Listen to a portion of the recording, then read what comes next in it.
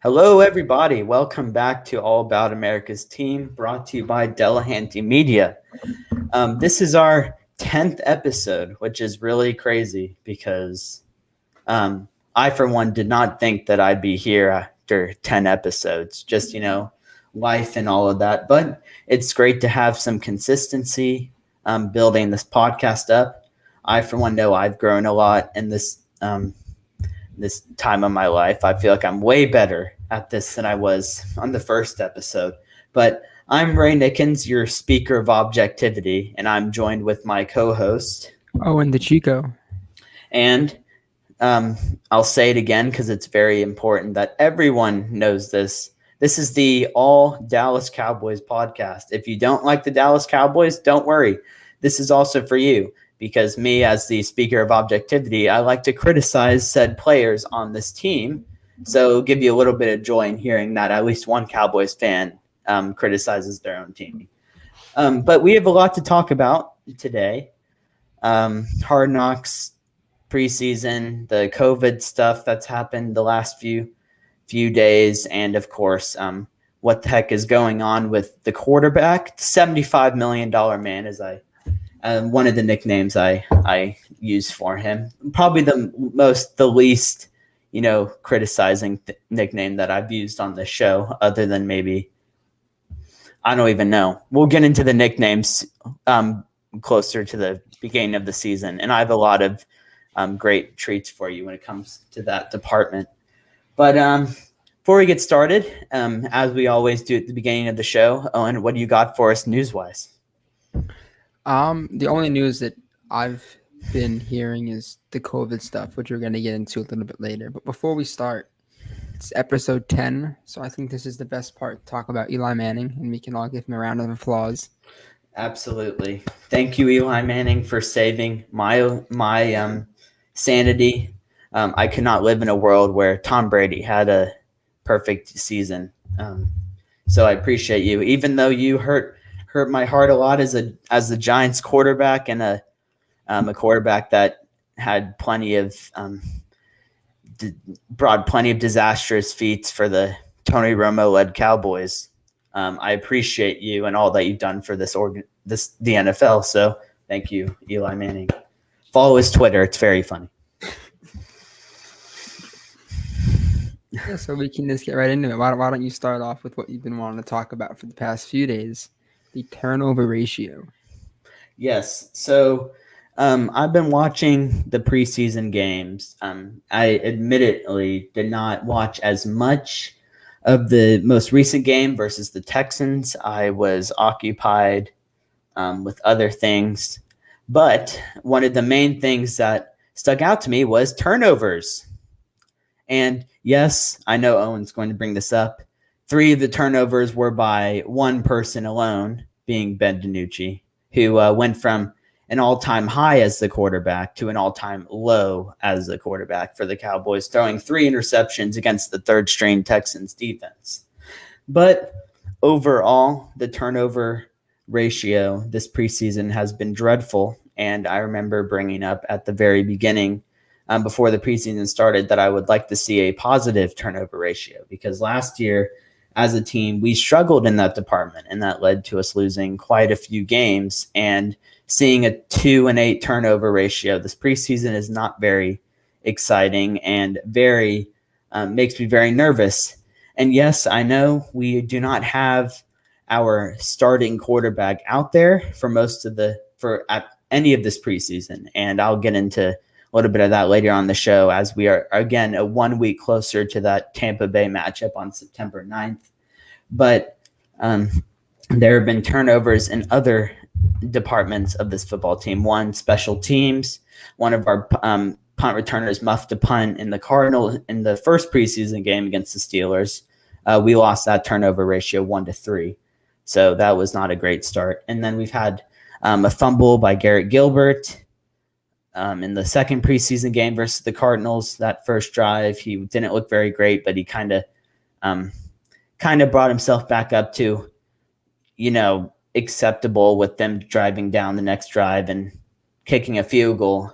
But and then, of course, you have the interceptions galore from Ben DiNucci, who has 4 out of the 8 turnovers by himself, which is if you're trying to make a football team, especially as a quarterback, I would advise you not to do that. Um, by the way, Owen, are you muted? I was gonna let you talk because I was drinking. Oh, okay. Yeah, never mind. I was just curious because I saw you open your mouth and sound didn't come out.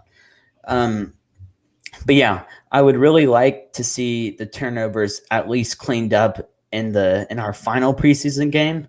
Of course, no starter should get on the field at all, and I'm not expecting any of the starters to get on the field for that game. But it would be nice to win the turnover battle at least one time this preseason, just to give me a little glimmer of hope.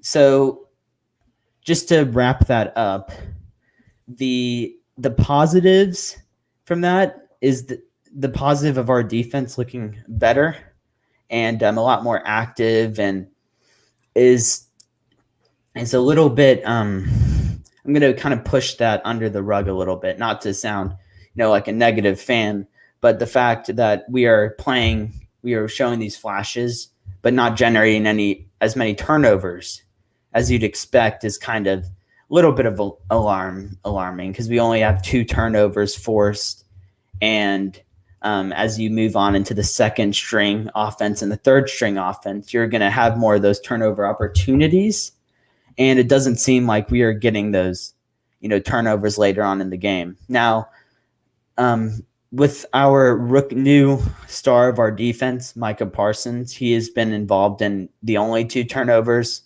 for our football team, along with one of the Achilles brothers who came in from Atlanta. So I would like to see someone other than Micah Parsons generate a turnover next week. But that's all I kind of really have to say about the turnovers. I'm not expecting the Cowboys to win the turnover battle versus Tampa.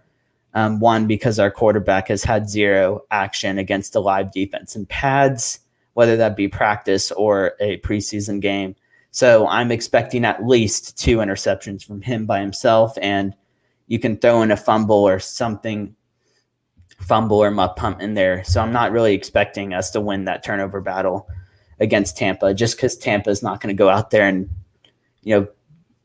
drop the ball a lot week 1. So it would be nice to see a little bit of an improvement in that department. I'm not really sure where we're ranked in the preseason when it comes to turnover ratio, but I don't think it's very high. I think it's probably towards the bottom. So that's kind of all I got in that department. It's a little bit alarming, but like I said, I know it's preseason, but you try and preseason is for building your team up for the regular season, and the fact that we're turning the ball over this much is a bad sign for the offense. So that's kind of all I got. What do you think? Well, I had a lot to say, but you kind of said everything that I wanted to say. It is very alarming that Ben is doing what he's doing, because I remember when the Cowboys drafted him, you kind of fell in love with him and thought that if for whatever reason Dak did not sign his contract, then he would at some point in time be the new starter, which I didn't really agree with, but it was more for the jokes. I definitely think that he has taken himself off this team and is now going to be on the practice squad, if that. Absolutely. It's the only positives out of all of this that I can see is that 2 of our new linebackers have made, or the reason why they have 2 fumble recoveries. Micah obviously doing what he does best, just being around the football, and Neil, who as you and I both know, him and Casey, when they were both in the Falcon before their Achilles injuries, they were looked at as some of the best starting pieces on any defense. Obviously with Malik Hooker, but we'll get into him a little bit later. But yeah, game 1, most of them are Ben. Well, half of them are, but just looking at all the 3 games, you're gonna see a lot of Ben DiNucci. Game 1 was, we talked about that, Malik Turner. He got lit up on a crossing route or some type of route, an in route, and he lost the ball. But I think the worst one was the last game where he had 3 interceptions. I don't know if you saw, but the last interception he had, someone got the Cowboys sideline on video, and you can just see them all just like, this again, and they were all Yeah. deflated. And Dak wasn't the happiest. All the starters were kind of just like, oh my goodness, like why do we have to deal with this? But I I don't know. It's been. I'm just happy that Rush, or knock on wood, Rush and Gilbert haven't been the ones coughing up the football or intercepting interceptions. Obviously, talked about the Garrett fumble, but at least they haven't been making dumb decisions like Ben has. Because if they were making these decisions, and we would have no idea who our backup is going to be. Mm-hmm. But obviously, you don't want to see it, and I think we're second to last. I think there's one team that's worse than us. Good. It's great not to be the worst team in a category. So, a round of applause for the Dallas Cowboys for not being last. Good job. Don't be last. -6. You definitely saw this past season. The only reason why we had a better margin was because of Donovan Wilson and all the things that he did for this football team at the safety position. But if it weren't for him, we could have been way worse. We could have had a way worse differential than we did. It can be alarming if any of our starters go down, but if our starters can stay healthy, then we can look back at this and just laugh. But I think those are my takes on it. Basically everything I wanted to say, you said too. You said to begin with, so I didn't really have a lot to say, but I think that's it for that topic. Mm-hmm. Yeah. So just one quick thing on Ben DiNucci. Yes, I did when we drafted him. I watched, some of his highlights from James Madison, and I saw a lot of qualities that I saw in Tony, who, if you don't know, if you started watching the team in 2017, then you would have no idea who Tony Romo, the quarterback, was. You'd know about him, the broadcaster, not the quarterback. But basically, Ben showed flashes of good pocket awareness and being able to get out of trouble and the different platform throws and the accuracy downfield. But I'm going to be the first one to say I told you from the beginning, he is not prepared to play at all. Like, he was not prepared to play at all the first year when they threw him in, which I think was a huge mistake. And I think he's still kind of dealing with, the PTSD of being thrown in against Philly. Whether or not that impacted his preseason performance is a completely different story. But I didn't think he was ready to play at all the first year. And I mean, to be honest, he looked better the second game for sure. No turnovers, and then the first touchdown pass of the preseason, which was great, and I was very happy for him. And they, while I was playing poker while Hard Knocks was on, I looked up and they had their epic Hard Knocks music, and he throws the ball to the receiver and they score. I'm like, hey, quite a fabulous form of television. Good job, Hard Knocks and HBO. But really, other than that one play, he has been quite awful. Yeah, and the one thing I will say about his preseason that I've liked over Garrett Gilbert is his pocket awareness. Garrett Gilbert, the last few games, has had horrible pocket awareness, and it's gotten so bad to where he might be the new cement shoes, because he's literally standing completely still, unaware of anything that's going on around him, and he gets strip sacked, and we lose the ball, and it's a turnover. And I believe that happened.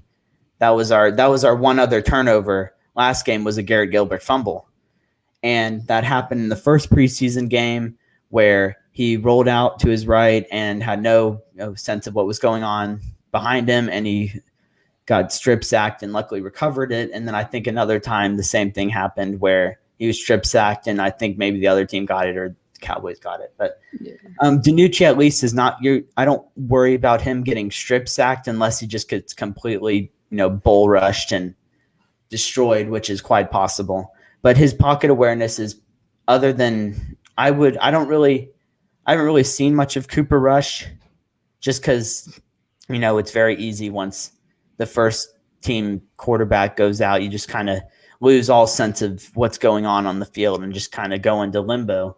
So I don't really remember much of Cooper Rush. I remember he looks a lot better. I know he's looked a lot better at decision making because he didn't throw as much ridiculous, passes like the first game when I saw him. But I can't really comment on who has the better pocket awareness from him or DiNucci, but it doesn't really matter because DiNucci should not step on the football field this year at all. DiNucci going to James Madison. James Madison is in the East Coast, and they're a good football team for the division. But yeah, I think they're D2. Yeah. So yeah. And the like only reason Romo why keep going. You can go. Yeah. The only reason why the Cowboys drafted him was because they didn't want another team to pick him up. Mm-hmm. So he shouldn't have been drafted. He would have been the most sought after player in the undrafted free agency, but no, the Cowboys were afraid to lose him.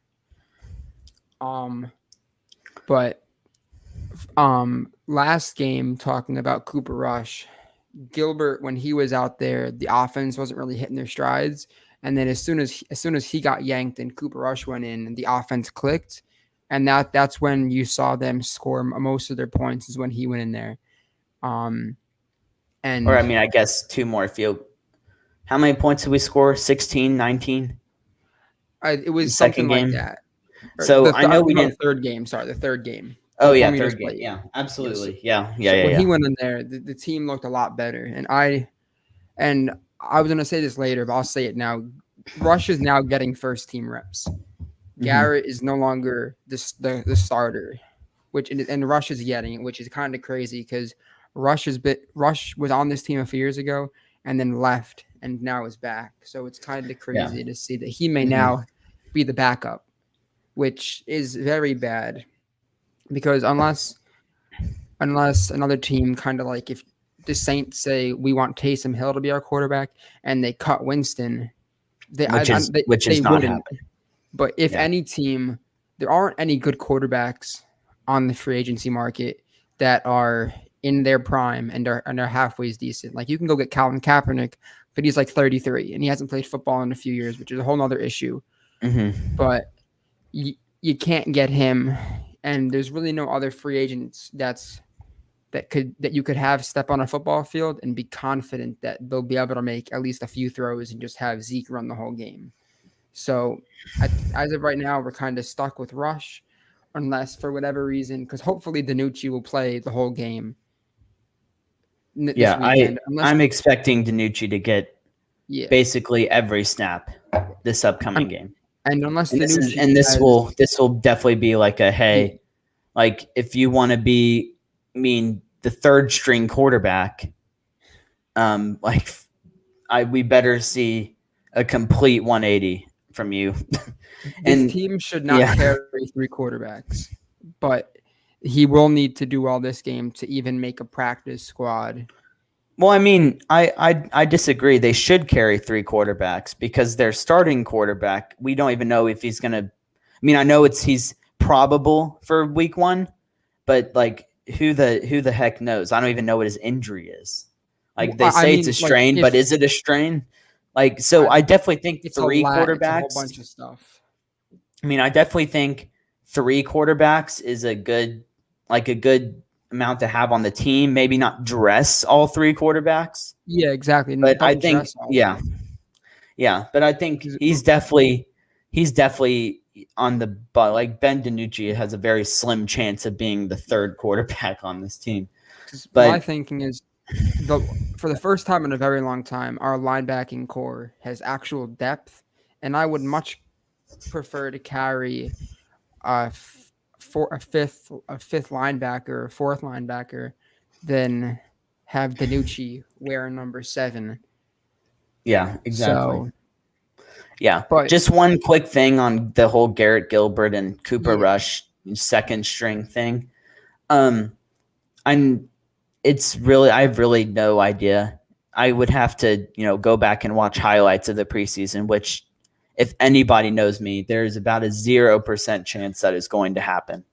To actually see who has performed better. But I would just based on what I saw last year and from previous experiences, Cooper Rush had his first year, I think, out of college. He had a great preseason.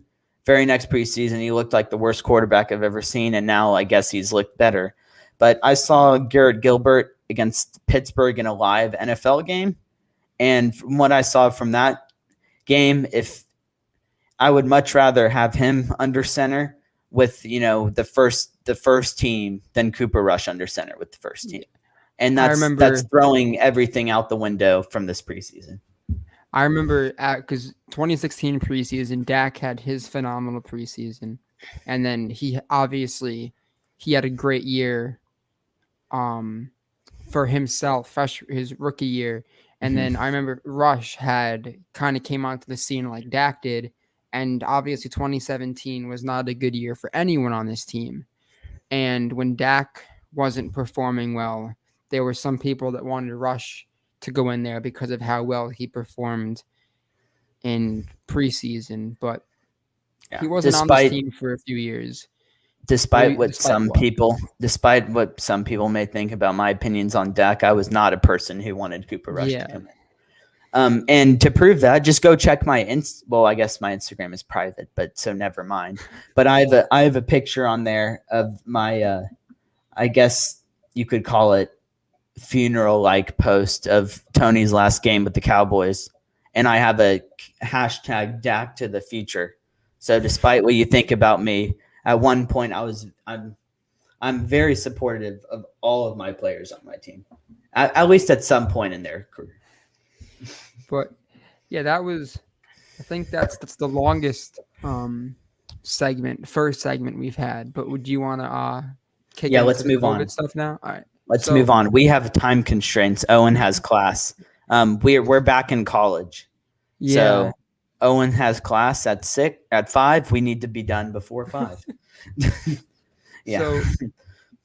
So, past few days, a lot of players have been kicked off to the COVID IL, and contrary to Ray and I had this big discussion when teams' COVID percentages were coming out, and as of right now, 93% of the players are vaccinated, and 100% of the coaching staff is vaccinated. But here's a lengthy list of all the players that have been taken off the field: CeeDee Lamb, Israel M., the safety, Dan Quinn, defensive tackle Carlos Watkins, Malik Hooker, Donovan Wilson, and Delahanty Casey. So those are all the players that have been taken off our team. Hold on. Let me write those down. I'm writing those down. It's because there are a lot of important names. Yes. And by the way, I'm writing these down because I didn't know who was taken off. So now that Owen has filled me in, I know. So we got CeeDee. They're all going to be back for week 1. Israel, CeeDee, Dan Quinn. Kamara. I knew Dan Quinn was off. Israel, I knew Dan Quinn was because he didn't actually coach the last game. Yeah, he didn't. And then Israel is the safety, right? Yeah, the rookie safety. 35, I think. Yeah. Okay. Dan Quinn, Carlos Watkins, Malik Hooker, Donovan Wilson, and then one of the members of the Achilles trio, Delahanty Casey.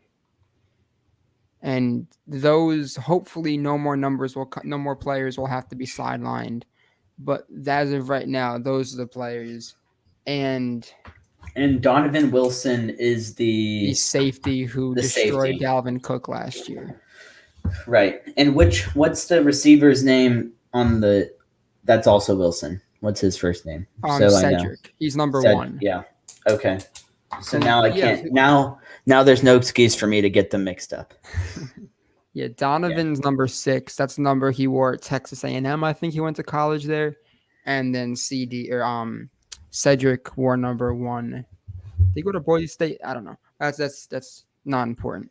So yeah, those are all the players that have been sent to the COVID list, and the Cowboys they're really trying for this not to be a big thing, but especially with your defensive coach, because most of these players are defensive players, which means that they've come in contact with Dan Quinn. I don't know which players started it all, but these are the players, and it's COVID also hitting other teams, like it hit the Bills and good old Golden Locks Cole Beasley, who is very adamant about not taking it. He will not be able to practice for the next a week or so. So Mm-hmm. it's not just the Cowboys, it's kind of sprinkled in to every team.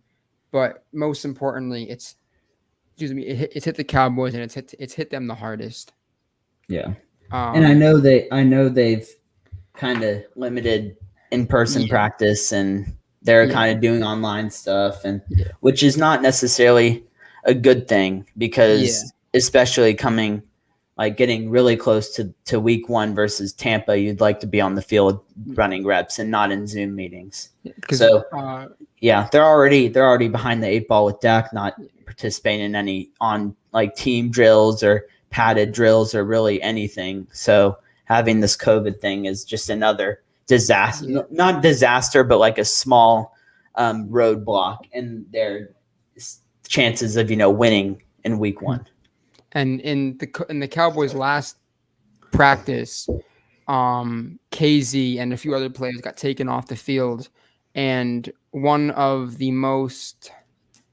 notable one of the most notable plays of this past practice was Amari Cooper beating Trayvon Diggs on, I think, a streak or some type of go route, and he beat him. And the reporters asked um, Diggs if he pushed off, and he said yes. I don't know if that was him joking or that was him being like, yeah, he did. But come next preseason game, most of these, like Israel, M, and KZ, they're not on the first team, so they're gonna get a lot of playing time. Are And if they they going to don't play? play Yeah, that's this what. preseason Never game, mind. I don't think Yeah, so. But yeah, you're gonna have to sign some guy off the streets to be your starting safety for the last preseason game, because hopefully these players will be able to go. Hopefully most of them are vaccinated, so they only have to be out for a few days. But honestly, we'll see. which For one of the only good yes, thing that this could be is that it's happening now instead of a week from now, and we yeah, don't have CD for week 1. yeah. I mean, signing someone off their couch for a preseason game is the least of my concern at this time. Yeah, of course. Yeah. Mm-hmm. So yeah, But that's yeah. I thought their fill-in defensive coordinator called a pretty good game. yeah. So. He was the pass. I think he's a secondary coach, and Mm-hmm. he's the passing coordinator. I forget his name, but he came in with the I don't know if Dan Quinn wanted him or if he was here 2 years ago. I forget. Dan, I don't. I'm not gonna try to guess his name, but yeah, that's kind of your pandemic note updates. Hopefully, it doesn't get any worse. Yeah, I think if it's not that huge of a concern, and I mean it is a concern, but it's not as much of a concern as it would be if it was a few days before week 1 and they're like, oh, by the way, we're going to be starting our um gosh, I don't even know his first name, he's that bad, Knight at left tackle instead of Tyron Smith because Tyron Smith is out. Yeah, um hopefully, yeah, a lot. Terrence Steele too, yeah, for whatever Brandon reason, Knight or something, I think organization. his name. Yeah, Brandon Brandon Knight. Knight. Yeah. Yeah, I think he can play both tackles. But I just wanted to say one thing, and then we can get into whatever else you wanted to talk about. Hmm. Keanu Neal, who when the Cowboys signed him I had mixed feelings because with an Achilles injury, unless your name is Kevin Durant, it's supposed to derail your whole career. And But we'll see with Klay Thompson also. I yeah, think he also had an Achilles and then the yeah, he had ACL. So ACL. we'll see. We'll see how he ACL looks. first. Exactly. Yeah. And you and I both know Ray and I have way before this show even started. Ray and I will go back and forth on Instagram DMs and basically every social media platform known to man.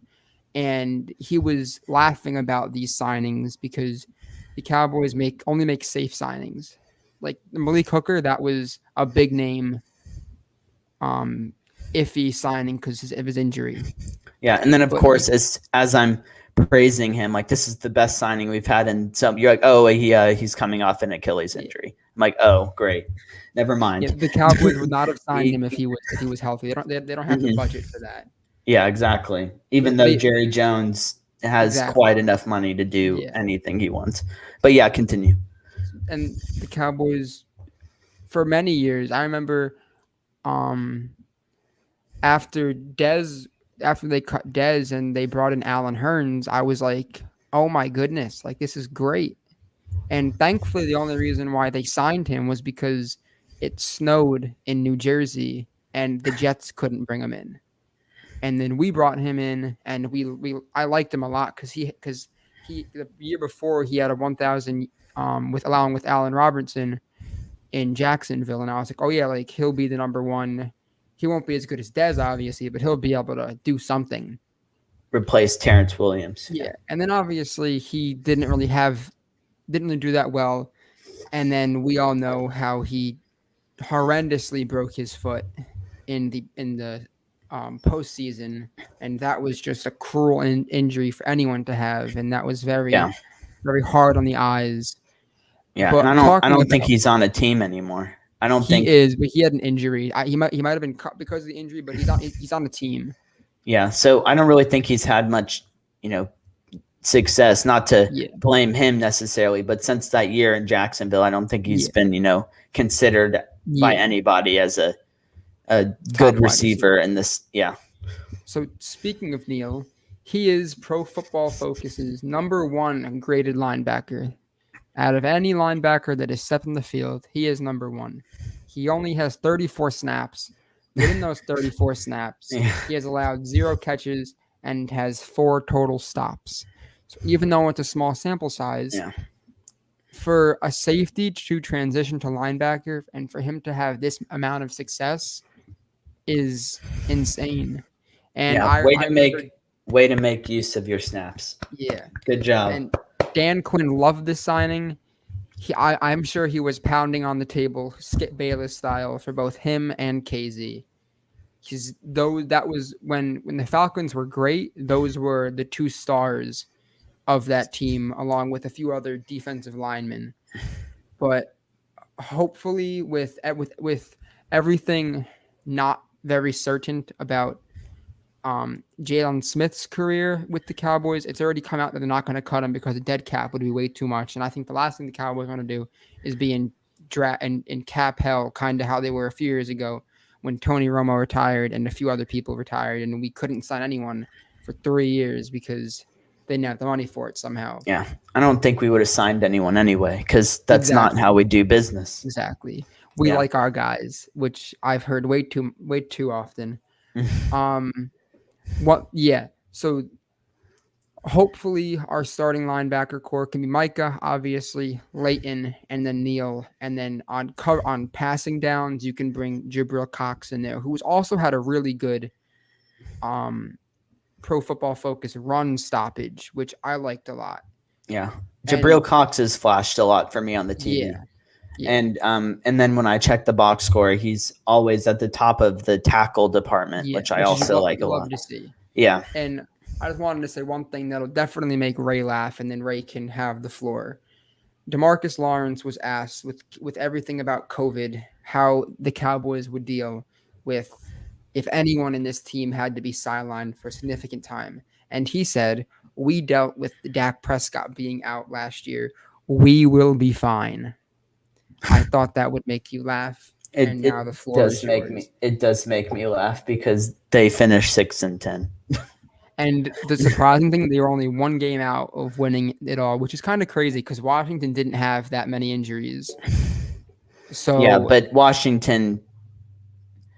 killed the Cowboys. Let's just say that Washington with Ryan Fitzpatrick is like 2 or 3 games better than Washington without Ryan Fitzpatrick. Well, it depends. Are you gonna get Fitzpatrick on the Jets, where he had a great year? Besides, Nick always talks about that And the last game where he Dolphins. blew it all, and the Dolphins. Or you're gonna get him on basically any other team. It depends on which.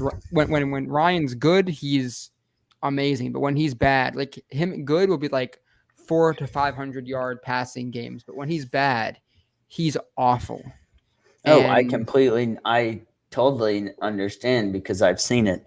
yeah, and there's a very good chance that Fitzpatrick at some point in time will have 2 bad games and will be taken out for Henneke or whatever his name is to go in. I think that's his name, the guy that played against the Buccaneers, who almost beat the Yeah. Who, Buccaneers. by the way, also had a good playoff game. So, but my whole point was them walking out there with Fitzpatrick is way better than them walking out there with Haskins and Yes, then 100%. Kyle Allen. And then as much as I like Alex Smith and think that Alex Smith was a very serviceable and a very underrated quarterback while he played, he at that stage of his career is not what Ryan Fitzpatrick can bring to you as a quarterback, just because of his knee, his leg, and then, of course, yeah. But, gosh, what'd you say? Oh, yeah, the DeMarcus Lawrence thing. Yeah, that was quite a disaster in and of himself of almost making the postseason just because we were at one point like 2-9 or something, not 2-9, like 2-7. And we could have easily been in those top 3 or 4 or 5 spots.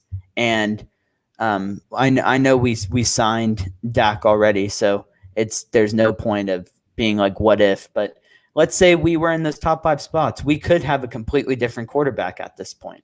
Who knows? Just to throw that out there. I mean, not that we would be better in any sense than if we were to swap out for a rookie, but it's just something to think about.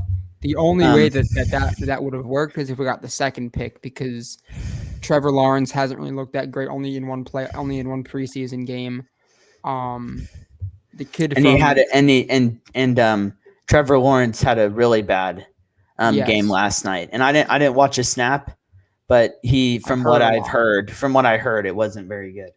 Yeah, Matt Jones did well. He may kick Cam Newton off to the curb.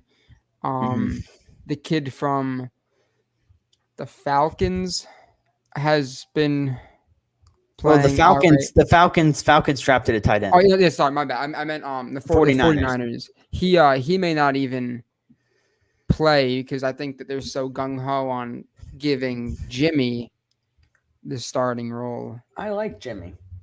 Well, look. He has a great nickname. His nickname is the best nickname in all of football. I completely agree, and it's not an insult. If you don't know what his nickname is, unfortunately, I will not be saying it because just look it up. Just look it up. Look it up. And Bayless said it. A lot of people said it. It's great. It's a great nickname. But yeah, I'm not very impressed with Trey Lance. I sent Owen a DM on Instagram. That's how we communicate pretty much. Other than texting, we shoot each other DMs. It's how Owen sends me the Dak throwing videos. It's how I send him the rookies and the other quarterbacks around the league.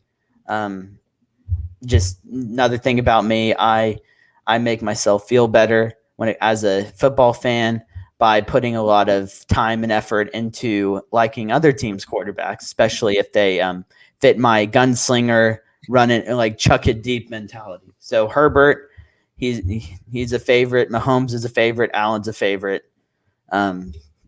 Basically, if they work well in Madden, by the way, the Jets are my favorite Madden team because I haven't lost with the Jets. And I played 6 games, so quite a big sample size. Yeah, I So played with the. Oh, and you'll like this. I played with the Giants against a buddy and only scored 3 points. So Daniel Jones is a the most horrible. athletic Is a quarterback in the NFC East, apparently, is what well. he has been He's called. definitely the fastest. I don't know about that. I think Dak has him down for he just looks more of an athlete than him. If you look at his Well, I think he at ran like Mississippi State, I think they I think when he tripped over his own feet, they actually had him running like a 4.38 on that run. But yeah, I I guess he didn't was see going that. guess he was going so freaking fast. He just I mean, I've done it before. I've been Yeah. flying like I remember one time in like 7th or 8th grade when before we did the tackle football, I was flying Yes.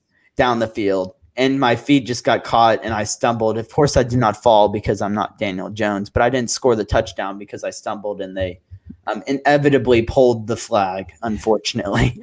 Kind of like what happened with Zeke against the Eagles when he hurdled the guy, and if he ran that in for a touchdown, play of the year, play of the century. But no, he had to fall. Play of the century. I don't think it would have been the play of the century because David Tyree has the play of the century. Once again, Eli throwing to David Tyree in that Super Bowl. I don't know if Owen saw it live, but I saw it live, and it made me feel a little bit better after the whole divisional round fiasco, which I've told Owen I would like to do maybe for our bye week. We watch that game and then break it down just to have a little sense of perspective. But I don't even remember what we were talking about. Can you remind me what we were talking about? Just Keanu Neal and his Pro Football Yes. Focus grade. Right. Yeah. I saw a tweet, or maybe you sent it to me, but him saying that he has never felt more at home at a position in his life, and he's so glad that he's playing linebacker, which is great because, I mean, if you're playing a position that doesn't really fit your skill set, then you're not going to be as good as you would be in a different position, which we saw that with Byron Jones. He started out at safety with Dallas, and then they finally moved him to corner, and he was a much better corner, and it got him a big paycheck with the Dolphins. And I have no idea how he's been doing. Hopefully, he's been. I mean, he's got an X factor in Madden, so apparently he's a decent corner. But I mean, we all know what Madden is and how they may or may not give out good ratings. Unfortunately, we can't really have a segment on Madden because that is irrelevant to the Cowboys, other than playing the virtual Cowboys. We could talk about the NFL Top 100 and how there was only one Cowboy on that list at number 85, Zach Martin. So Dak did not make the top 100. Unless he's going to make a top 10. No, he did not make it. Okay. I'm not going to say that because I disagree with even saying that. I was going to say he should be in the top 100, but that would just completely go against my whole thing of if you don't play and you're hurt, you don't deserve a spot. Yeah, but also there's another quarterback that was hurt. That was in it. Watson. He might have had good numbers, but Watson? That team was horrendous. Deshaun Watson? He was top 50. Well, I mean, I think if it's an individual list voted on players, I think it's completely different. No, because that list is voted by the players, and players who play against Deshaun Watson are going to be like, yeah, that kid's a beast, top 50 easily. Yeah, but let's say that Dak was fully healthy last year on the Texans. Let's say on some other universe, he's in the Texans, and he has all those numbers, and they only win that amount of games. I know you would be saying, well, he should have done this, and this. I think if he was if he was putting up Deshaun Watson numbers with Deshaun Watson's skill set, then I would think much highly of Dak. Because my whole thing with Dak is he plays with these, with all these riches of weapons at receiver and at running back, and I don't know how good he actually is because he doesn't play well in this game. But let's say he was with the Texans, and with that disaster, which is even worse than the Cowboys last year, it was just complete disaster. They traded away Hopkins. and he was throwing to like Will Fuller every other 3 weeks because Will Fuller Fuller's was pretty good, just like no, if he's healthy. that's what I was gonna say. Yeah. Every other 3 weeks because he had pulled his hamstring. Yeah. By the way, if you're thinking about drafting Will Fuller in fantasy, don't, because he'll get 30 points one week. The week you don't start him, you'll put him in the next week. He'll last 3 plays and then be out with a hamstring. Don't make the mistake I did. Also, But with the Texans, when Watson, when Watson was like when the Texans were at their height, that defense definitely had something to do with their success. And also, Hopkins was great. They had some other weapons, and I totally Watson get would it. always choke in the Totally get it. playoffs. Especially, like, I remember when they played the Chiefs and they blew that 24 not to nothing lead. If that was the Cowboys, if Dak blew a 24-0 lead, he would have been destroyed. But because Watson did it, Can you start it? Can you go back like 30 seconds? 30 seconds? Because I was pulling up stats on my phone and it connected to my phone. And now my phone is playing.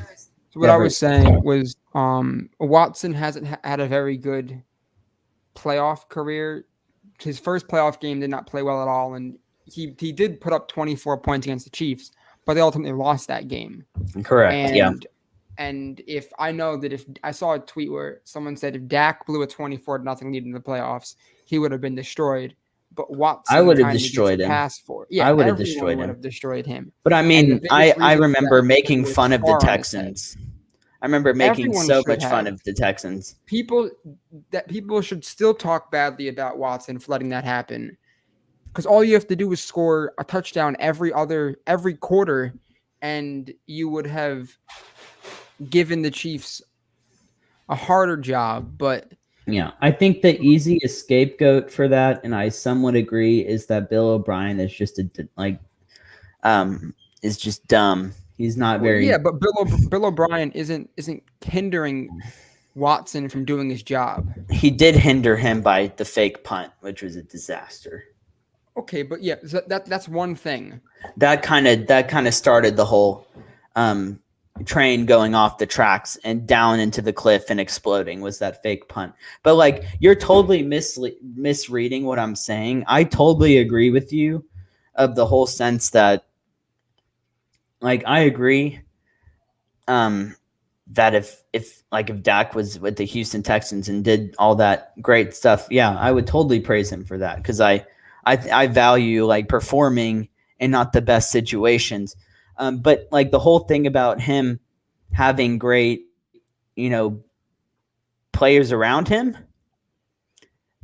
his numbers have been fairly similar, other than that first year when he tore his ACL. His last 3 years, and when they took away when the year with Hopkins, he was 3,800 yards, 26 touchdowns, 12 picks. The very next year, 4,800 yards, 33 touchdowns, 7 interceptions. So his style of play without Hopkins. So his best receiver was like Brandon Cooks and Will Fuller, who played half the games in the year. So like his level of play went up with worse talent. And like my whole thing with Dak is we have seen Dak with less talent and his numbers went down. So my whole thing is, if you take away the Dallas Cowboys offense, which despite them being not a very mediocre, if not under mediocre team the last 25 years, despite a few outliers, their offense has been fairly good since 2013 on. Would you say like their receivers have been good? They've had a wide receiver one for sure. The running back, they addressed the running back with Murray, and since then it's been, they've had a solid running back who can go out and get you 1,000 yards.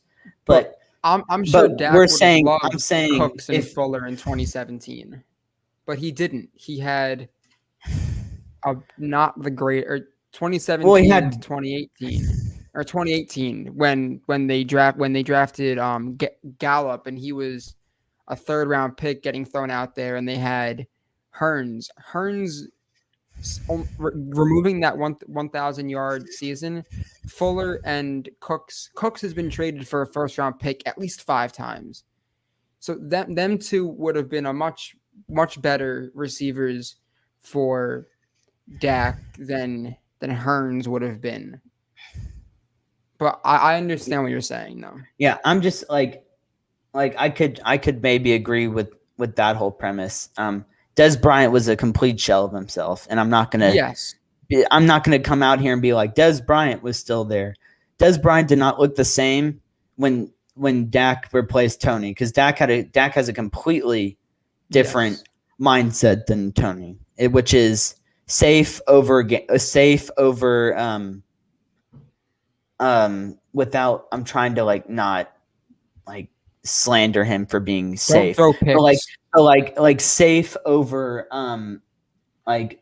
go for kind of safe over go for the win is a good way to say it. Because the whole 2014 playoff game, the deep pass to Dez that was overall ruled incomplete, whether or not that was I think it's a catch, but it wasn't. That whole thing, I think if Dak was in that situation, he would have probably stuck with the running play.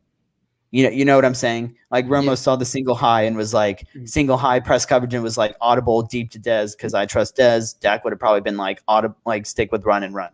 That's just kind of what I'm saying. So but yeah, I think if Dak was with Houston, if he was at Houston and he did what Deshaun did, I would be the first one to be top 50, or I'd probably even say top 20, despite the whole being abysmal, because the Texans put up a lot of points on offense, even last year. And I think Deshaun Watson's a better quarterback than Dak, but I'm not going to sit here and be even if Dak was there, I'd still hate him, because throwing Dak in that situation, he deserves at least a little bit of credit of going 4,800 yards with just Brandon Cooks, because Will Fuller, I don't even think played half a season that year. Talking about Dez, I wish that early on in his career he learned to just run routes. Yeah, Dez people don't know, but Dez did not have a good route tree. Not at all. He was basically he did fades. So it's slants all deep, he did. Yeah. So he basically got his money because he had a quarterback who trusted him to go up and get the football. And same thing with Terrence Williams. People also don't know this. Baylor back when Terrence Williams played, they had a bunch of track stars at receiver. They had Kendall Wright, Goodley, Corey Coleman, and Terrence Williams, and then even Josh Gordon was there. Yeah. So if you don't know Josh Gordon, and he's the guy who is always suspended for weed, and he had a pretty good first year with the Browns. Go look up his year with the Browns, where he looked like a top 2 receiver in the league. But all those receivers, they didn't have a good route tree, because Baylor, you weren't taught how to run routes. It was a run the football and chuck it deep type offense. And they were good at that because they were all fast, so they could run by you. So throwing those guys in, having a guy like Dez, who was just a possession deep ball guy, and then Williams, who was the breakaway, take you over the top guy. And then, of course, was not necessarily a great combination, but based on the experienced quarterback, their careers were so much more successful than they would have been with a younger quarterback. And also having Cole Beasley, who was actually had a route tree and was a really good route runner. And then Jason Witten, who had a route tree and was just good at getting open, was a good combination. So that's just me. Yeah, sure. That's just me kind of breaking down route trees and stuff. So the Cowboys, I got an alert. They just released their unofficial depth chart as of today. So do you want me to give you the starters so we can criticize this and how bad this team is? Yes, please do. So offensive line, Tyron, Connor, Tyler, Zach, Lyle. No surprises there. Hold on.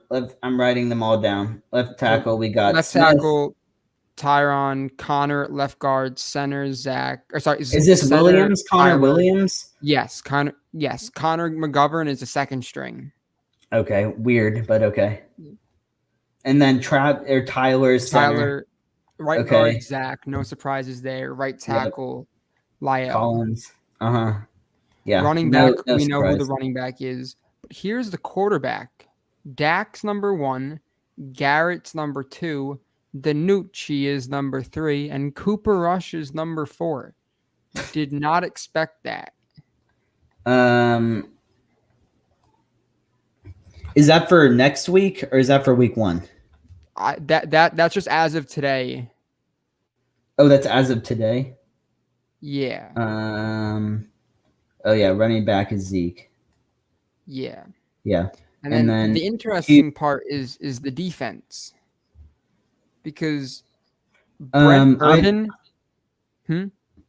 I'm just gonna say probably the whole thing with Danucci is they're just kind of viewing him as like a long haul Yeah, thing, and they're not 100%. really interested in his performance this preseason. They're probably kind of trying to build Yeah. him. But I don't think Cooper Rush should lose a roster spot. I think they should No. just throw him to the practice squad because I don't think Yeah. anyone would sign Danucci right now. Here's the interesting part, though. Left defensive end, Demarcus Lawrence. We guessed that. Gallimore is starting. Watkins is starting. Watkins is starting over Urban. I'd assume that Urban's just going to go in for, because Urban was a run specialist. Like, he even said he's not a sack guy. He just wants to, like, he took all the double teams that linebackers get in safe. So he's not starting. Randy's starting. Micah is starting. They have Jalen Smith over Keanu Neal, which is insane in my opinion. So I guess Vander Esch is not Is starting. the outside linebacker. So both outside linebackers are Micah and Leighton. They have Jabril Cox as the third middle linebacker. And then here's the horrendous cornerback list. Left cornerback, Anthony Brown. Right cornerback, Trevon Diggs.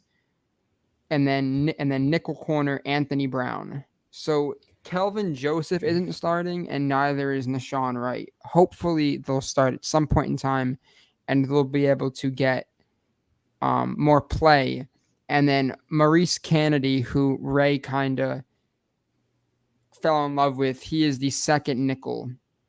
And then your safeties, strong safety, you have Donovan Wilson, and then free safety, you have DeMonte Casey, which means that Curse from who I forgot on the team. Curse is not starting. He's a second team guy. Darian Thompson second team.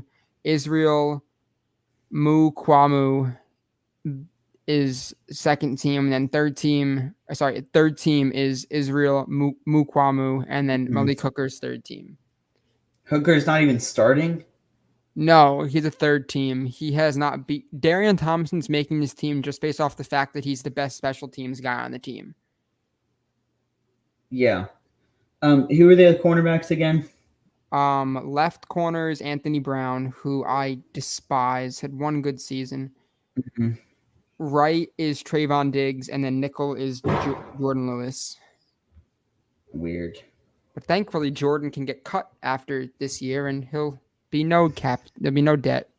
So our starting safeties are Wilson and then Thompson, you said? No, strong safety. So the guy on the right, that. The right safety is Wilson, left safety is KZ. Okay, Darian so at least Thompson they have KZ out there. Huh? At least they have KZ out there. Yeah, and Wilson, who Wilson, as of right now is on the COVID list. But Greg Zerliner, he's gonna kick this weekend. Good. I'm gonna send you this depth chart because they give you a pronunciation guide, which is clutch. Yeah. What this tells me is that the Dallas Cowboys have not learned from their previous mistakes. They're still going with their guy mentality. Just another. I don't know if this is from Jerry or if this is Mike McCarthy just doing this, but I just really hate the whole linebacker thing. Yeah. Because we just talked about our new linebacker who Gosh, I need to learn their names. Who was the guy who has the highest? Keanu Neal. Neal. Yeah, He's a Keanu second Neal. stringer to We just Jalen. talked we just talked about him being like the highest rated linebacker, and he's the one only other player who is committed forced a turnover, and they're starting the headless horseman over him. Only thing that I could think of is that cuts are today. So for all we know, some of these guys could be cut. Like Anthony Brown could be a cap. It could be a cut, Right, but or they're just why would you release a starting roster and then cut the starter? Why wouldn't you just have him on the third string and then kind of saying, "Hey, we're cutting him"? Like, or this could be because they're trying to. I highly doubt I mean, I just that. don't understand. I don't understand the linebacker because I think Van Der Esch and Parsons obviously are like I don't understand Jalen. I guess maybe Jalen being a veteran at middle linebacker, I kind of understand that, but just move Leighton to middle linebacker. Yeah, I And then the cornerbacks like Diggs obviously deserves to be a. I'm not like Anthony Brown.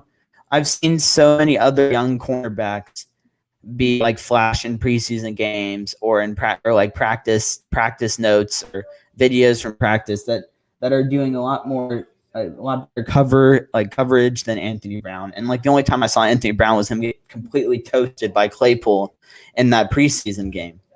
So I I mean can I only can't really assume speak this is for I public can't really speak relations. on the safety.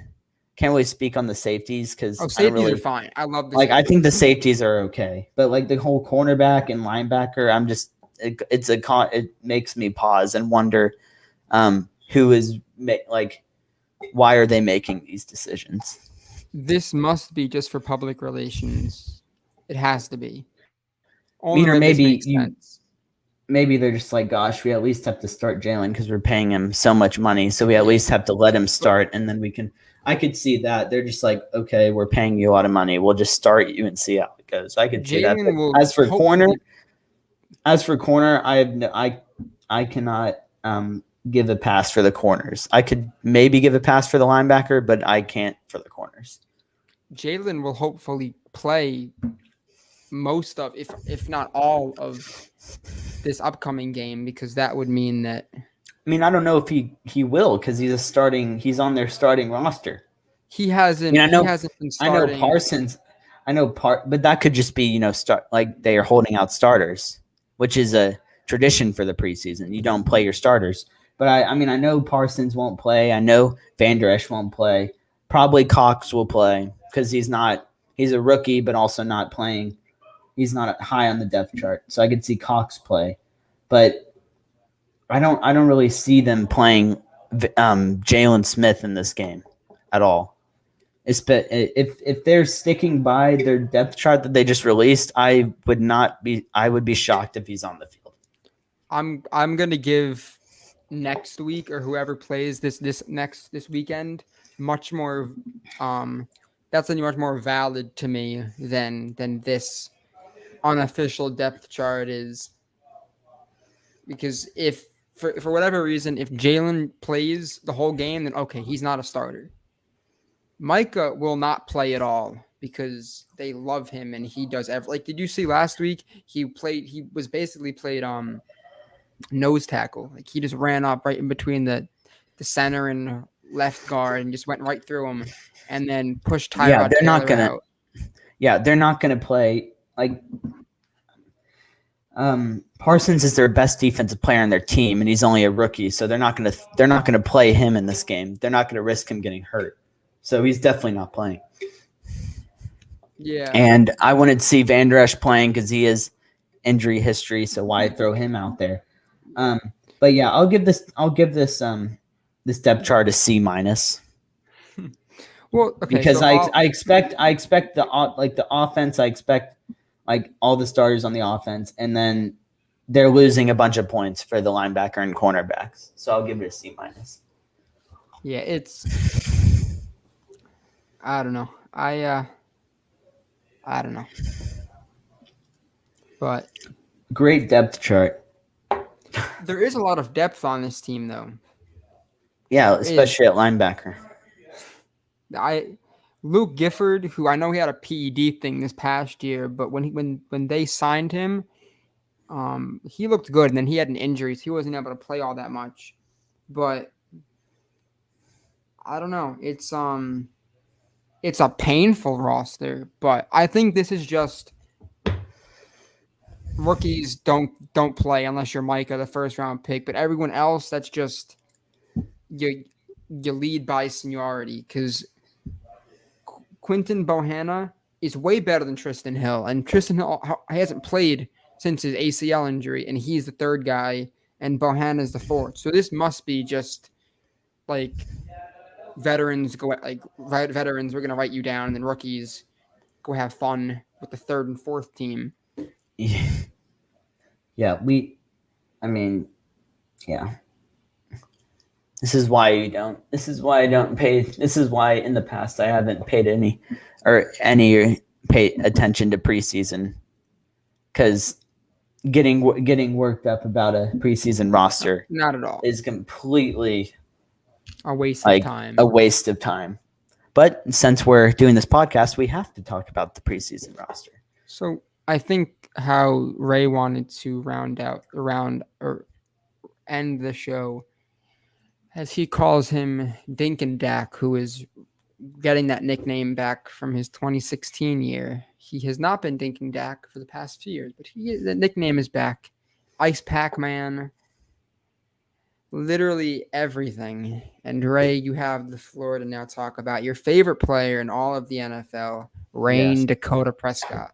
He's my favorite player to talk about, at least, other than my actual favorite players. But I'm going to limit my discussion a little bit just based on time. So I'm just going to kind of leave a few things out that are not as much important. But there's been a lot of talk from like Owen's been sending me things, and the Twitter updates and the videos of him throwing and all of that. And I think that's great because it does show progress. I'm not going to sit here and say, oh, he's not progressing, because that's not true. Obviously, if he wasn't progressing, he wouldn't be throwing at all. But I think the whole idea is it's minor and they're being safe is completely is a complete joke, which is the most G-rated thing I could say regarding the injury and their stance on it. Because and I know this for a fact, like preseason is like players like starting like really good quarterbacks, you're not really going to see play a bunch of preseason. I know Josh Allen has not played a snap in the preseason, I don't think. Aaron Rodgers, same thing. Mahomes has played maybe a series, but he played pretty poorly. He had some interceptions. Yeah, but I'd take little to no like substance from that, because who knows? He could have just been trying out stuff. But my whole thing is he hasn't participated in one team activity.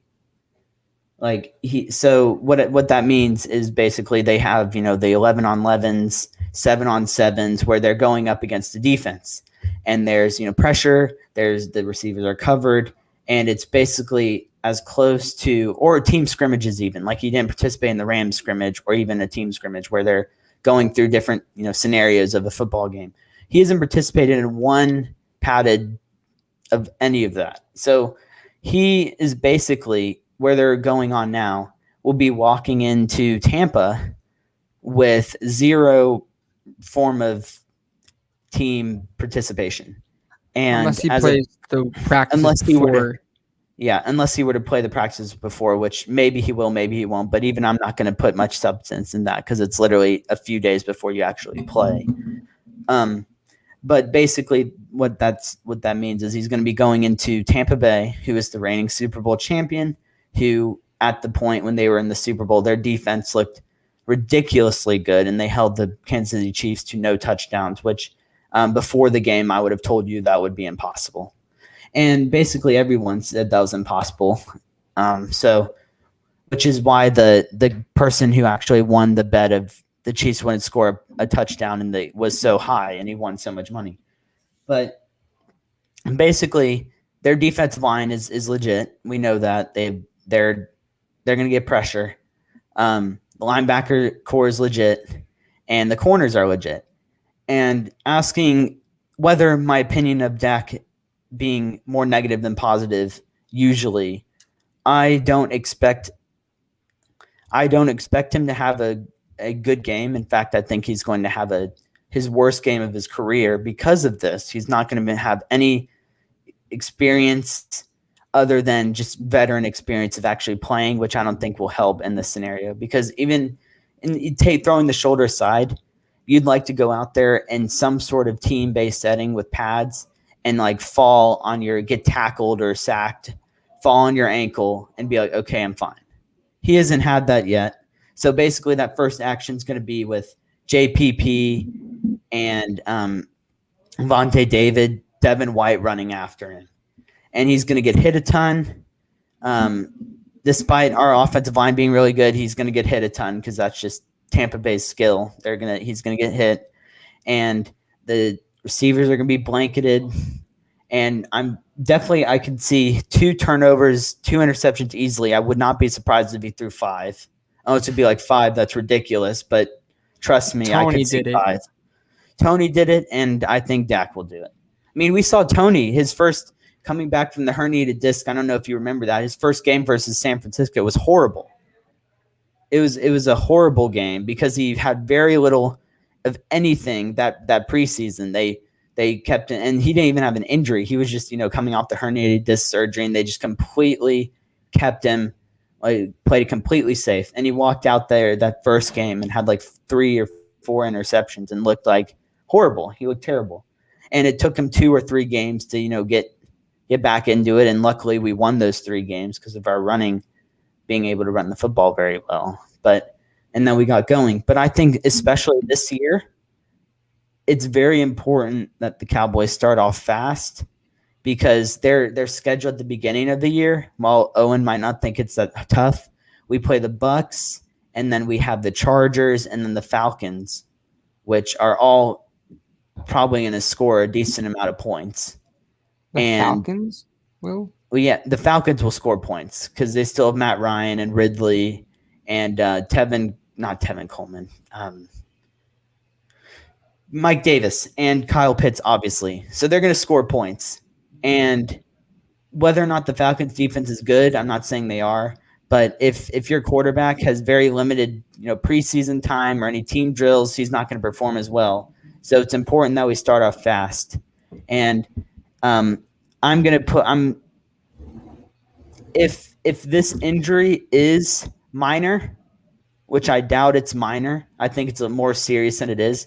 But if it comes out that it was minor and that the Cowboys were just being really safe and the Cowboys were to miss the playoffs by 1-ish game, then I would be the first one to come out here and blame 1, McCarthy, and then 2, Jerry, for being too safe with their quarterback because it cost them the division because he wasn't able to get the reps that he needed to start off the season fast. So that's basically what I think about it. If it is serious, then it goes to show that they were just, kind of hiding the severity of his injury by not holding him out. But I just wanted to throw that other side of the spectrum just to be like, if it is minor, then they're just hurting him and not helping him. So that's basically all I got. I think the only year that they started off hot the first game of the season was against the Giants because 2016 they lost. 2018 was the Panthers, right? Yeah, we lost. Lost that game. 2019 was we won our first 2 games in 2015. This is true, but this was before.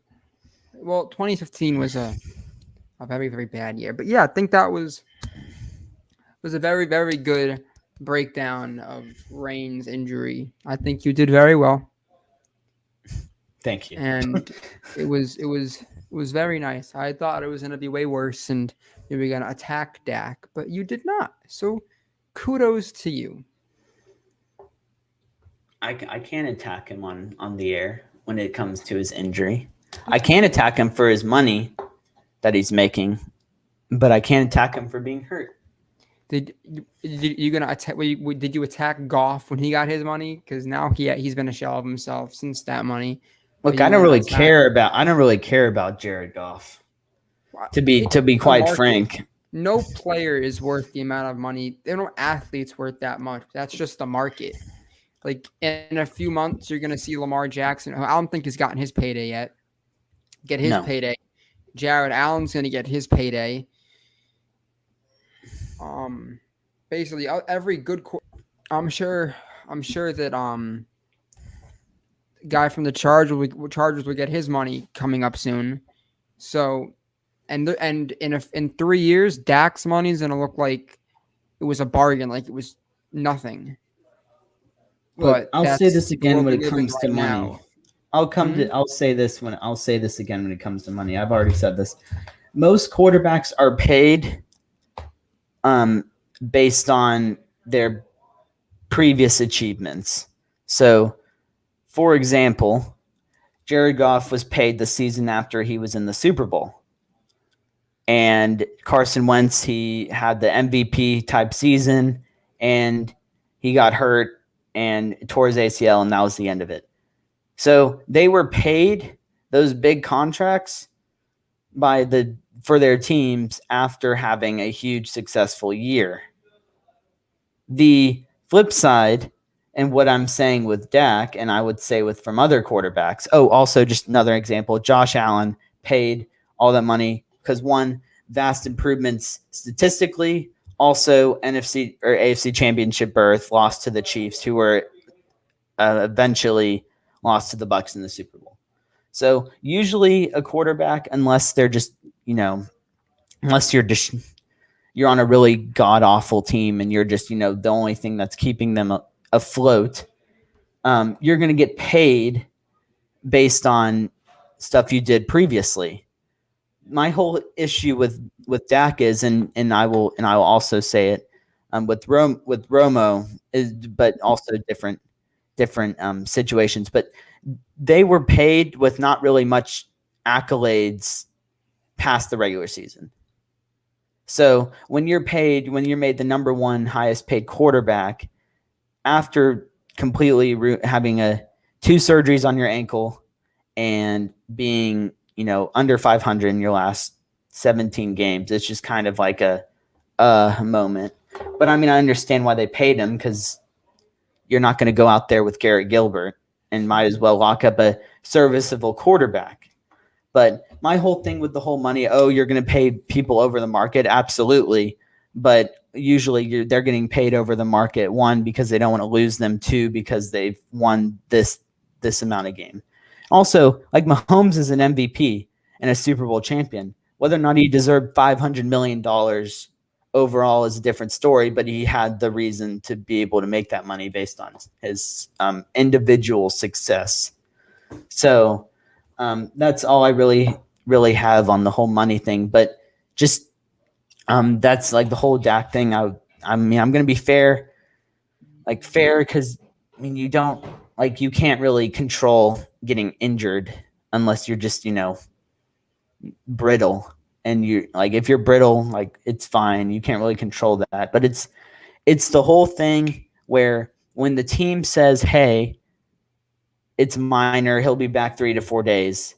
And then a week later, we've never seen this injury before. We went to the baseball team, or we went to 2 baseball organizations. Then it is, Dak's fine, he'll be ready for week 1. And then it's, he threw some soft toss to his receivers. And then the videos come out of him throwing to Amari Cooper with no coverage or no nothing, no line, no anything.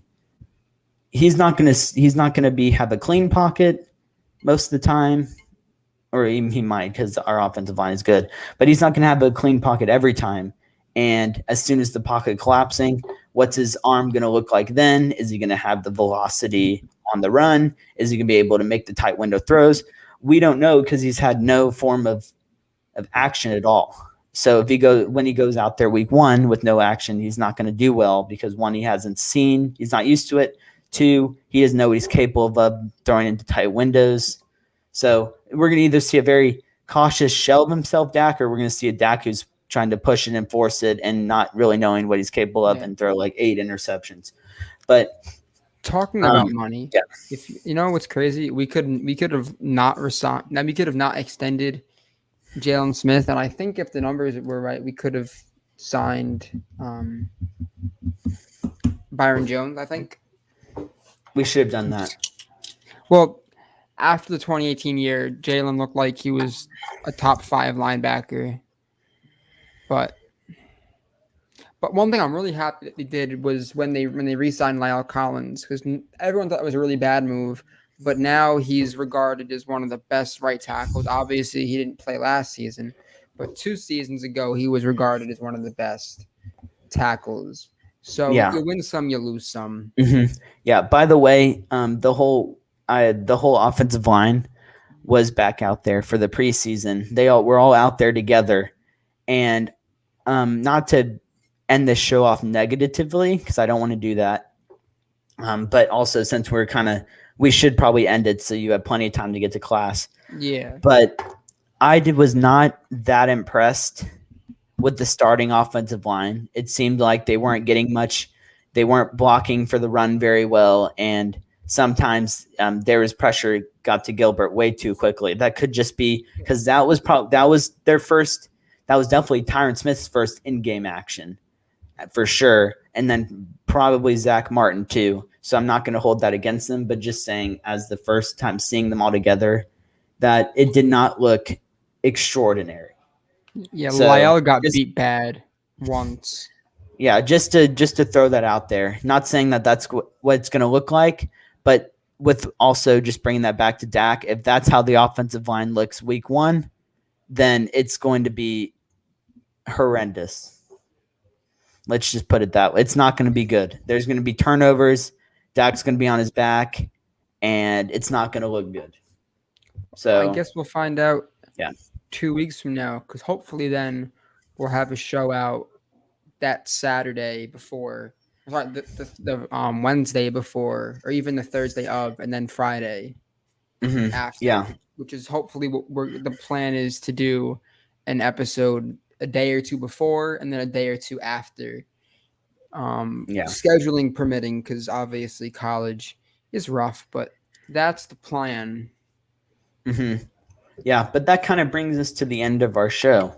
So thank you for the people who maybe dropped in live. I don't see any comments today.